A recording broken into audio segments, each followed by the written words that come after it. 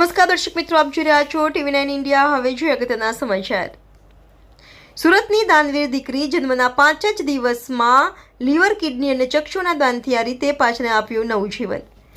કરુણાની ભૂમિ ગણાતા સુરતને હવે અંગદાનના શહેર તરીકેની ઓળખ મળી રહી છે। ત્યારે અંગદાનમાં માત્ર વડીલો કે યુવાનો જ નહીં, પરંતુ નવજાત બાળકોનો પણ સમાવેશ થઈ રહ્યો છે।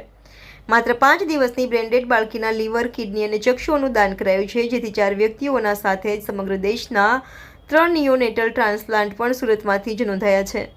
વેલેન્જા રહેતા મનીષા ઠુમરની નવજાત દીકરીને બ્રેન્ડેડ જાહેર કરાયા બાદ પરિવારે અંગદાનનો નિર્ણય લીધો હતો।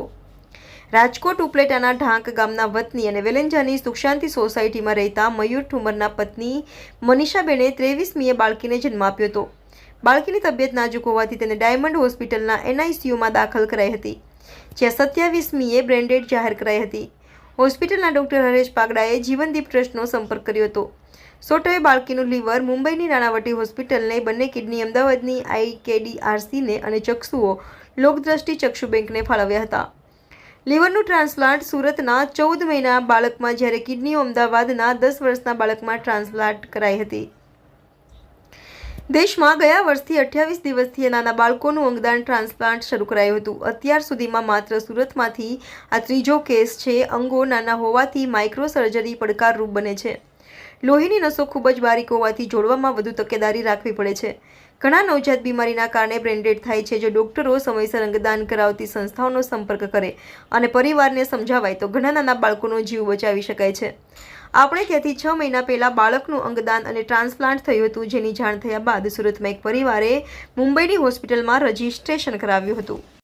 વિપુલ Talaviya Jivandeep Organ Donation Foundation Surat 2 દિવસ પહેલા ડાયમંડ હોસ્પિટલથી ડોક્ટર હરેશભાઈ પાગડારનો ફોન આવ્યો હતો કે અમારે ત્યાં એક બ્રેન્ડેડ બચ્ચું છે, આપ આવો અને આપણે પરિવારજનોને મળીએ અને અંગદાન માટે સમજાવીએ।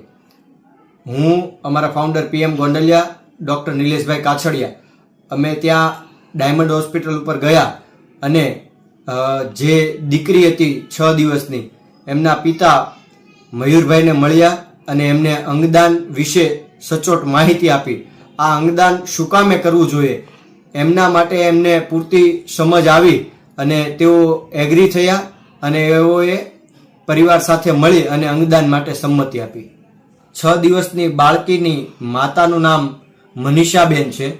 મનીષાબેન મયુરભાઈ ઠુમર, જેઓ ઢાંક ગામના ઉપલેટા તાલુકાના રાજકોટ જિલ્લાના વતની છે। તેઓ હાલ સુરત વેલંજા સ્થિત સુખ શાંતિ સોસાયટી